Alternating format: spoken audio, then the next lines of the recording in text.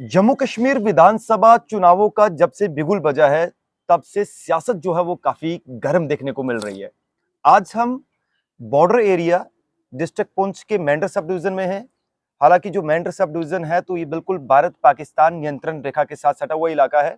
और मेंढर की खास तौर पर बात करें तो मेंढर की सियासत जो है वो अपने आप में एक अलग ही कुछ ऐसी चीजें बयान करती है कि काफी लोगों का मतलब ऑल ओवर पूरा देश का एक फोकस रहता है कि आखिर ये मेंढर है क्या चीज है। चुनावी माहौल है और हमारा ये कोशिश है कि चाय पे चर्चा हम उन कैंडिडेट्स से बातचीत करें और उनसे जानें कि क्या कुछ इन विधानसभा चुनावों के बीच में किस तरीके का दमखम जो है वो दिखा रहे हैं।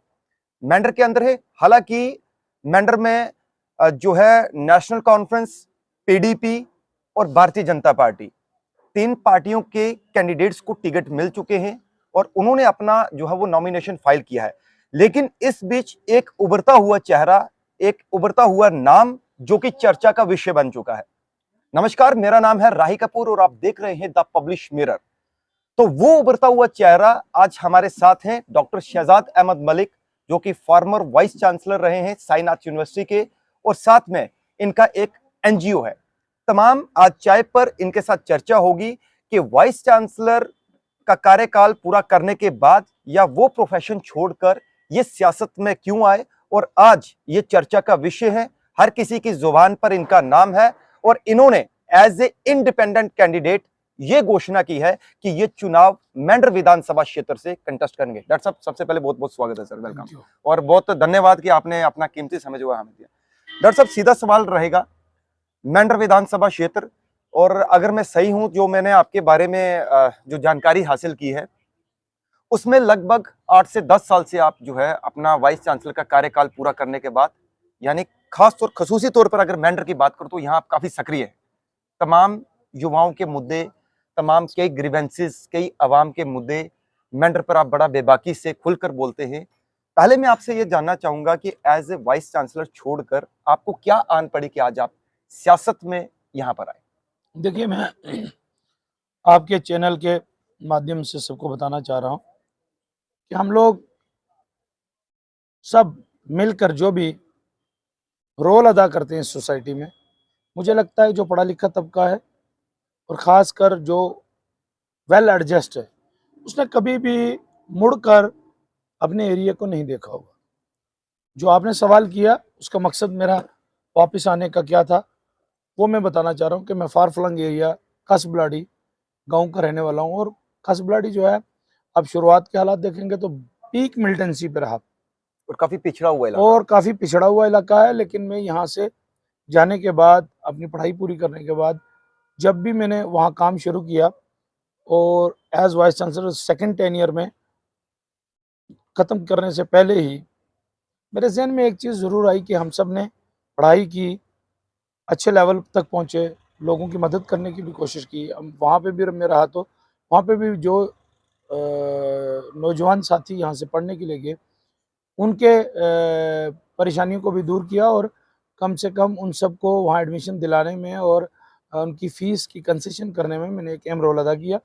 लेकिन मैंने ये सोचा कि मैं तो पहुँच गया जहाँ पहुँचना था, पढ़ाई भी पूरी हो गई और एक लेवल जो होता है आदमी को, एक नाम, पैसा, इज़्ज़त, शोहरत, वो सारी अल्लाह तबारक व तआला ने अता फरमाई। लेकिन मैंने अपने आप से ही पूछा कि जिस गाँव का मैं रहने वाला हूँ, वैसे कई गाँव हमारे मेंढर में हैं और फार फ्लंग एरिया होने के अलावा हमारे लोग गरीब हैं। हमारे लोग जो है यतीम, गरीब, मस्कीन का एक पूरा प्लेटफॉर्म है। मैक्सिमम लोग जो है बड़ी मुश्किल से अपना गुजारा करते हैं, जो दूर दराज के हमारे एरिए हैं पंचायत से। तो मेरे जहन में यह है कि अपने पेट के लिए, अपने आप के लिए, अपने घर के लिए, अपनी फैमिली के लिए, फिर लास्ट आती है अपनी बरादरी के लिए। सब लोग करने की कोशिश करते हैं, लेकिन किसी ने कभी ये नहीं सोचा पढ़ाई कंप्लीट करने के बाद, एक लेवल पर पहुंचने के बाद, कि हमने अपनी सोसाइटी को, अपने एरिए को, अपने लोगों को क्या रीपे किया। बस मेंढर की ज्यादतियों को देखते हुए, मेंढर में इस गुंडा राज को देखते हुए, मेंढर के नाइंसाफियों को देखते हुए, मेंढर के अंदर इंफ्रास्ट्रक्चर ना होने को देखते हुए, और बेइंसाफियां इतनी हुई, कमजोर तबके को इतना दबाया गया कि वो आज तक परेशान है। इस दर्द को लेकर मैंने ये हिम्मत बांधी और इस फील्ड के अंदर आने की कोशिश की, और लास्ट 8 से 10 साल से मैं इस पे कोशिश भी कर रहा हूं। यही एक वलवला था, एक जोश था, एक हिम्मत थी, एक ताकत थी कि मैं अपने लोगों के सुख दुख बांट सकूं, अपने लोगों की बात एक अच्छे प्लेटफॉर्म तक रख सकूं, अपने लोगों की परेशानियां सब तक पहुंचा सकूं, और जो यतीम गरीब मसाकीन की आवाज़ दबाई जा रही है उस आवाज़ को उभार कर गवर्नमेंट तक पहुंचाऊं। यही एक मसला था जिसकी वजह से मैंने इस चीज़ में एंटर किया। डॉक्टर साहब, इसके साथ ही जुड़ा हुआ एक और सवाल मेरा रहेगा कि आज से पहले जब से आप सक्रिय हो तमाम, मुझे नहीं लगता कि शायद ही कोई मेंढर का ऐसा इलाका होगा जहां पर आप नहीं गए, चाहे किसी का मरण हो या किसी की खुशी हो, तो हमने देखा कि रेगुलर जो है आप वहां पर जाते रहे।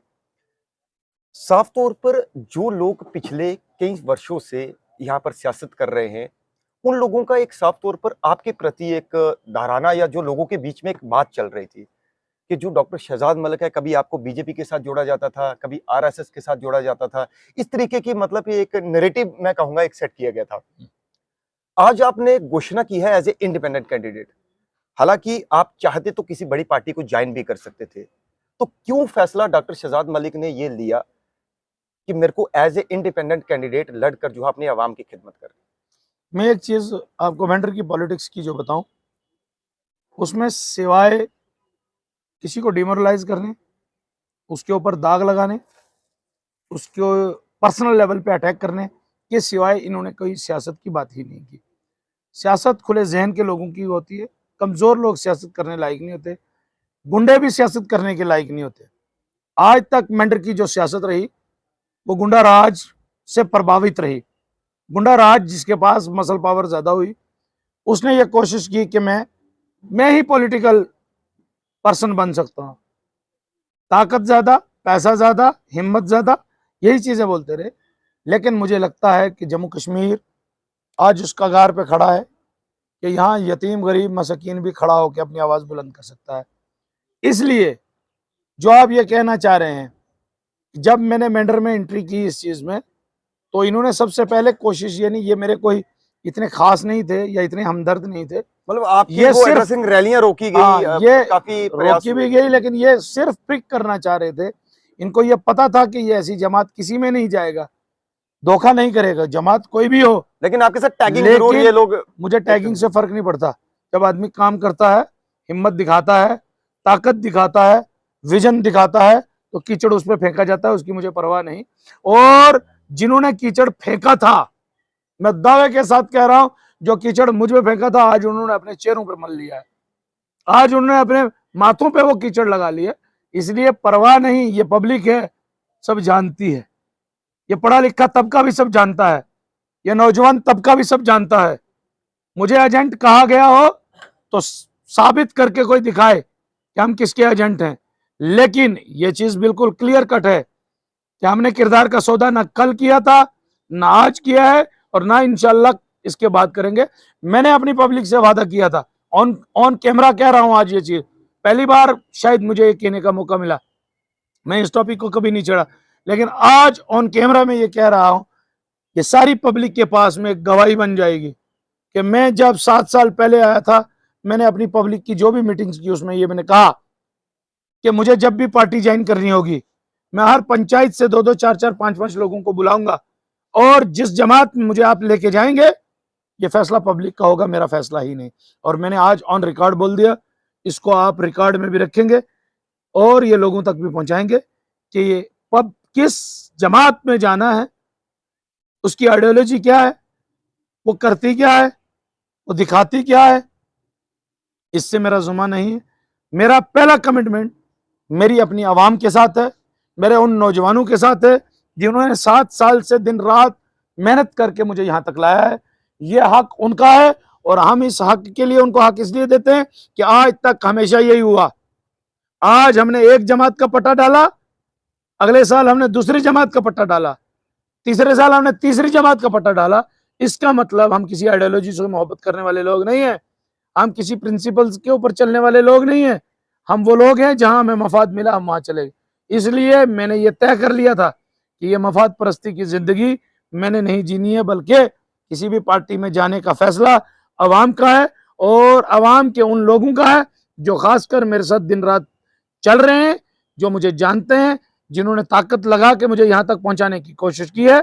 ये फैसला उनका है, इसलिए मुझे परवाह नहीं है। मैंने ईमान का सौदा नहीं किया। मैं इंशाल्लाह ऑन रिकॉर्ड ये कह रहा हूँ कि हमने यतीम गरीब मसाकीन की मदद की, हमने यतीम गरीब मसाकीन की आवाज़ बुलंद की, हमने एक प्लेटफॉर्म पे सबको जोड़ने की कोशिश की। हाँ, अगर कोई मुल्क से मोहब्बत करने के लिए मुझे एजेंट कहे तो मुझे परवाह नहीं, अगर मुल्क की तारीफ करने के लिए कोई मुझे एजेंट कहे तो परवाह नहीं, अगर यतीम गरीब मसाकीन की मदद करने के लिए, उसके जनाजे में जाने के लिए, उसकी हमदर्दी करने के लिए, उसकी उसकी दिन रात पूछने के लिए कोई मुझे एजेंट करे तो परवाह नहीं। ये तो वक्त ने साबित भी कर दिया, वक्त आगे साबित करता रहेगा। इसलिए इन खोखली बातों से ना डॉक्टर पहले दबा है, ना इंशाल्लाह आज दबेगा, ना इसके बाद दबेगा। हमने किरदार का सौदा करने ना करने की ठान ली है। इंशाल्लाह हम किरदार का सौदा नहीं करेंगे। जब भी मुझे किसी पार्टी में जाना पड़ेगा, जैसे पार्टियों के दरवाजे खुले हैं तो हमारे भी दिल खुला है, लेकिन जिस पार्टी में जाना है इसका फैसला मेरी आवाम, मेरे नौजवान साथी और ये बुजुर्ग जो मेरे साथ चल रहे हैं ये करेंगे। डॉक्टर साहब, ये होगी कुछ आपके रिलेटेड जो मेरे को जानना था। अब हम आते हैं चुनावी माहौल पर। मेंढर में अपना दम कम हर एक नेता दिखा रहा है। आज की अगर बात करें तो लगभग 9 जो है वो नॉमिनेशन फाइल हुए हैं, जिसमें जो पार्टी के टिकट्स पर जो लोग लड़ रहे हैं वो भी शामिल हैं और बाकी जो निर्दलीय हैं वो भी हैं। डॉक्टर साहब, मैं आपसे ये जानना चाहता हूं कि मेंढर की आवाम, आप तमाम लोगों को जानते हो, लोगों के बीच में रहते हो, युवाओं की बात करते हो। युवा, हमने देखा कि आपकी रैली में एक बहुत बड़ी संख्या में जो है वो युवा आपके साथ थे। आपको क्या लगता है कि मुकाबला कड़ा होने वाला है? देखिए, एक चीज मैं बता दूं, मेंढर में इससे पहले जो रवायती सियासत चलती रही, मेरा मानना यह है कि इस बार का जो इलेक्शन हो रहा है वो इस रवायती सियासत के अलग हो रहा है। और आप ये देख लेना, क्या आपको लगता है रवायती कि पलटेगा सब? मैं बता रहा हूं ना, रवायती सियासत ये रही कि गिने चुने लोगों ने मेंढर की सियासत को दबा के रखा। हर पंचायत में से 2-2, 4-4 लोग, उन्होंने उस पंचायत का सौदा करने की कोशिश की। और मैं इस बार आपको बोल रहा हूं, चाहे आप हूं, चाहे मीडिया के बाकी हाउसेस हो, चाहे हमारा पॉलिटिकल विजन रखने वाले लोग हों, पॉलिटिकल समझ बूझ रखने वाले, उन सब को धोखा होने जा रहा है, उन सब के कैलकुलेशंस खराब होने जा रही है। क्योंकि एक चीज जरूर है कि एक जज्बात, एहसास, हक, इसकी सियासत में और पैसे बांटने वाली सियासत में जमीन आसमान का फर्क है। इससे पहले लोगों ने ताकत भी देख ली, जात बरादरी का इंजेक्शन भी देख लिया, जात बरादरी के टिक्के लगा के भी देख लिए। और ये पुराने जो हमारे बड़े लीडर्स हैं, अल्लाह तबारक तआला ने उनको बहुत मकाम भी दिया, इज्जत भी दी, उन्हें इज्जत मिले, हमें कोई परवाह नहीं है, इज्जत अल्लाह तबारक तआला देने वाला है। लेकिन कुछ लोग इस बार गलत फहमी में मारे जाएंगे। मेरा कहने का ये मकसद ये है कि जो रवायती सियासत इससे पहले होती रही कि फलां चेहरे को कैप्चर कर लो, फलां चेहरे को कैप्चर कर लो, फलां को पैसे बांट दो, फलां को जात का इंजेक्शन लगा दो, फलां ने लुंगी पहनी है तो उसकी वजह से वोट मिल जाएंगे, फलां ने टोपी पहनी है तो उसकी वजह से। अब आवाम किसी के कहने पे वोट करने वाली नहीं। अब आवाम बदलाव चाहती है, नौजवान तबका बदलाव चाहता है। ये जात के नाम पर, पैसे के नाम पर, ताकत के नाम पर, पैसे बेचने के नाम पर बहुत हो चुका। 40 साल सियासत इसी नाम पर हुई। और मैं ये आपको कह रहा हूं कि इस बार इंशाअल्लाह बदलाव जरूर आएगा, और वो बदलाव सच्चे मुल्क की तरफ है, सच्चे मेंढर की तरफ है, सच्चे लोगों की तरफ है, सच्ची और हक बात कहने की तरफ है। इसलिए मुझे ये लगता है कि पुराने ट्रेंड्स को हटाकर नई सोच पर हम सबको मिलकर बैठ के बात करनी चाहिए।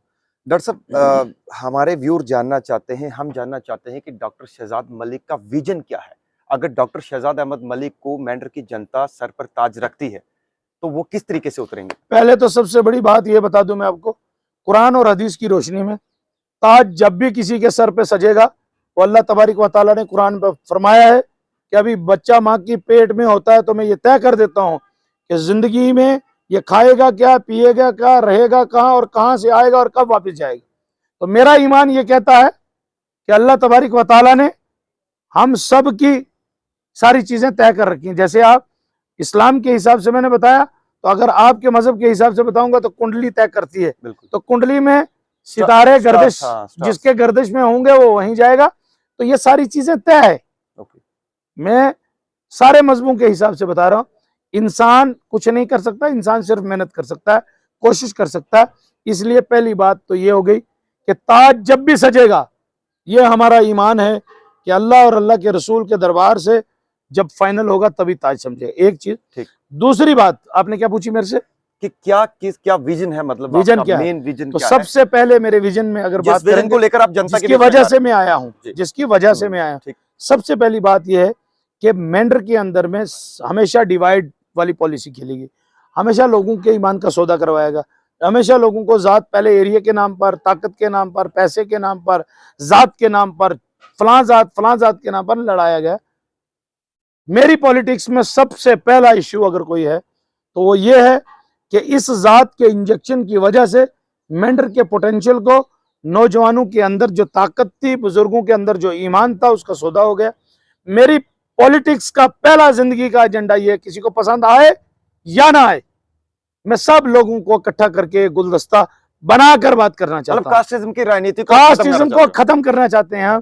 अब हम तंग आ चुके हैं। और आपने कल वाले मेरे प्रोग्राम में देखा होगा, ये उन लोगों ने जिन्होंने चश्मा पहन रखा है सिर्फ कुछ पॉलिटिकल लोगों के साथ चलने का, उनको छोड़कर जो बाशऊर अवाम है और जो बाशऊर तबका है वो इस चीज को समझ बैठा है कि मेंढर के अंदर में अब पॉलिटिक्स जो भी होगी वो इस प्लेटफॉर्म से जो हमने शुरुआत की है वो सब पॉलिटिक्स होगी। हमने गुहार लगानी है, हमने अर्जी लगानी है, हमने अवाम के पास जाना है, हमने उन तक अपनी बात को पहुंचाना है, लेकिन पहुंचाना है कास्टिज्म से ऊपर उठकर। दूसरी चीज, हमारी लड़ाई हमेशा गुंडा राज के खिलाफ रही। ना हम गुंडों के साथ, गुंडों को पसंद करते हैं, ना गुंडों के साथ चलना चाहते हैं, ना गुंडों को अपने साथ चलाना चाहते हैं। कहने का मकसद सिर्फ और सिर्फ यह है कि हम उस गुलदस्ते को इकट्ठा करना चाहते हैं जो नबी करीम सल्लल्लाहु अलैहि वसल्लम ने कंसेप्ट हमें दिया है।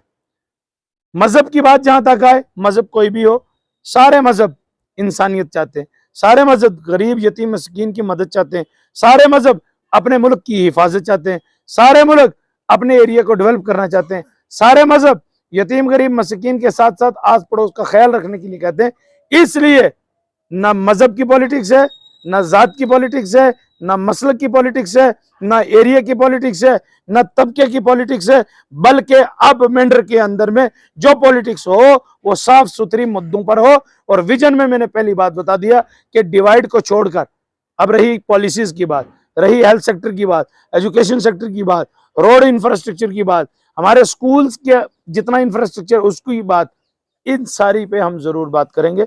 और इन सब की जो कैलकुलेशंस होंगी उनको बैठ के अपने साथियों के साथ करके मशवरा करके हम, मुझे लगता है कि जो इस बार मेरा जो है मैनिफेस्टो आएगा उसमें इंशाल्लाह हमने हर लिहाज से जो लोकल इश्यूज हैं उनको देखकर, लोकल परेशानियों को इतने साल से हम ग्राउंड पे देख पा रहे हैं, उनको देखकर हम उनकी बात आपके साथ शेयर करेंगे इंशाल्लाह। डॉक्टर साहब, एक आखिरी सवाल रहेगा, हम ज्यादा इंटरव्यू अपना जो है वो बड़ा नहीं करेंगे। जम्मू कश्मीर में इस समय सियासी घमासान है, मतलब कि हर पार्टियां अपनी दमखम दिखा रही है। कोई 370 वापस लाने की बात कर रहा है, कोई बात कर रहा है कि जो अपने उसकी पार्टी की मुख्य आइडियोलॉजी है किस तरीके से। जबकि एक चीज और देखने को मिली कि जम्मू कश्मीर के 3 बड़े नेता जो 2-2 बार मुख्यमंत्री रहे हैं वो चुनाव नहीं लड़ रहे हैं। तो ऐसी राजनीति को आप कैसे देखते हैं? क्या उसका इम्पैक्ट उन्हीं की आइडियोलॉजी पर यहाँ भी नेता में बांटा गया? हाँ, ताकतों को बांट दिए गए। इसी तरह हमारे लोगों के जहन में एक बीमारी डाली हुई है, पार्टीज्म। पार्टी नहीं होगी, पार्टी नहीं होगी तो बंदा इलेक्शन नहीं लड़ पाएगा। हमने वो सारी दीवारें इस बार तोड़ी हैं, हमने वो सारी जंजीरें तोड़ी हैं। क्यों? क्योंकि इन्होंने एक प्लेटफॉर्म बना के रखा हुआ है मेंढर के अंदर में भी कि फलां जमात 40 साल से यही करते रहे। लेकिन ये उन लोगों का प्रोपेगेंडा था जिन लोगों ने ताकत से बाकी लोगों को दबाकर उस पार्टी पे कब्जा कर लिया, उस पार्टी में दूसरे को जाने नहीं दिया। इसका मतलब पोटेंशियल हो आदमी की कैपेसिटी हो, आदमी के अंदर में ताकत हो कि कोई चीज कर सकता है, तो तब तक नहीं कर सकता जब तक पार्टी के मैनफोल्ड, पार्टी के उस दायरे में नहीं आएगा। हम ये दिखाना चाह रहे हैं कि जितनी पहाड़ी और गुज्जर की लड़ाई दिखाई गई और फायदा लिया गया, ये पार्टीइज्म भी इस बार मेंढर से इंशाल्लाह खत्म होगा। ये पार्टी के जो फेवरेट बने बैठे हैं चेहरे, इस बार इंशाल्लाह पार्टी की टिकटें भी काम नहीं करेंगी, और पार्टी को भी, कोई भी पार्टी हो, मैं किसी को तनकीद का निशाना नहीं, तनकीद नहीं करना चाह रहा, यानी किसी को निशाना नहीं बनाना चाह रहा, लेकिन मेरे हिसाब से एक नेता जब दूसरी पार्टी में जाता है, दूसरा जब पहली में आता है, तो इसका मतलब इनकी आइडियोलॉजी की वार नहीं है, इनकी वार सिर्फ और सिर्फ एक दायरा है, एक ऐसा बांध बना के रखा है कि जब तक आदमी पार्टी के ट्रैक पे नहीं आएगा, इलेक्शन नहीं लड़ सकता। इसलिए हमने ये फैसला इसीलिए किया कि नौजवानों की सोच को अगर आगे बढ़ाना है, तो इन सारे प्लेटफॉर्म से अलग उठ के ही बात करनी पड़ेगी, क्योंकि अगर हम किसी पार्टी में जाते तो मुझे नहीं लगता है अभी तक जल्दी बात कर पाते। आगे क्या होगा वो वक्त बताएगा, मेंढर बताएगा, मेंढर जैसा फैसला करेगा, नौजवान जैसे फैसला करेंगे, बुजुर्ग जैसा फैसला करेंगे, हम उन सब के फैसलों के साथ में चलेंगे। डॉक्टर साहब, आखिर में मेंढर की आवाम या फिर खिता पीर पंचाल की आवाम या जम्मू कश्मीर की आवाम से आपकी तरफ से क्या संदेश रहेगा? क्या मैं एक ही संदेश देना चाहता हूं नौजवानों को और बुजुर्गों को भी, कि बुजुर्गों को एक चीज कहना चाह रहा हूं कि आप शफकत का हाथ हमारे सर पर रखें, और नौजवानों को कह रहा हूं कि इकट्ठे होकर उस प्लेटफॉर्म की शुरुआत करो जिस प्लेटफॉर्म ने मेंढर के नक्शे को इंशाल्लाह बदलना है। मेंढर के नक्शे का मतलब मेंढर की आवाम को इकट्ठा करके, मेंढर की ताकत को इकट्ठा करके, मेंढर की नौजवान और बुजुर्गों की एक्सपीरियंस को इकट्ठा करके इंशाअल्लाह तबारिक व तआला हम हर यतीम गरीब मस्कीन की आवाज बुलंद करने वाले हैं, उन तक पहुंचने वाले हैं, उनकी मदद करने वाले हैं, इंफ्रास्ट्रक्चर की बात करने वाले हैं, अपने लोगों को हमदर्दी से उस सियासत की राह पर ले जाने वाले हैं जहां कोई भी आए सच्ची सियासत करे, और वही सच्ची सियासत वाला ही इस प्लेटफॉर्म का मालिक हो। ठीक है डॉक्टर साहब, बहुत बहुत शुक्रिया हमारे साथ शुक्रिया। बात करने के लिए और टाइम देने के लिए। तो ये थे डॉक्टर शहजाद अहमद मलिक, जिनसे हमने विस्तार से बात की। हालांकि ये मेंढर विधानसभा जो क्षेत्र है, यहाँ से एज ए इंडिपेंडेंट निर्दलीय जो है वो चुनाव लड़ रहे हैं। हालांकि इनके सामने जो है वो तमाम पार्टियों के कई कैंडिडेट भी हैं, जो कि अपना भी वो दमखम दिखाते हैं, लेकिन इस बार की सियासत बॉर्डर एरिया मेंढर में क्या कुछ रंग दिखाएगी, ये चुनाव के बाद ही देखना डिसाइड हो। बहरहाल इनका साफ तौर पर जितनी भी बातचीत हुई है, और इन्होंने एक एजुकेशन सेक्टर पर बात की है, हेल्थ सेक्टर पर बात की है, और सबसे बड़ी जो कास्टिज्म की राजनीति है, कास्टिज्म को लेकर हमेशा जो देखा जाता है कि कास्टिज्म का नाम से जो है वोटों का बंटवारा होता है, वोटों को बांटा जाता है, और इनके विजन में, इनके एजेंडे में कास्टिज्म को हटाना सबसे बड़ी प्राथमिकता जो है वो इन्होंने बताई है। बहरहाल आप हमारे इस शो में, ये था आज का हमारा पहला एपिसोड, और जल्द ही हम कुछ और उनसे जो है वो जरूर बात करेंगे। नमस्कार, आप देखते रहिए द पब्लिश मिरर। नमस्कार।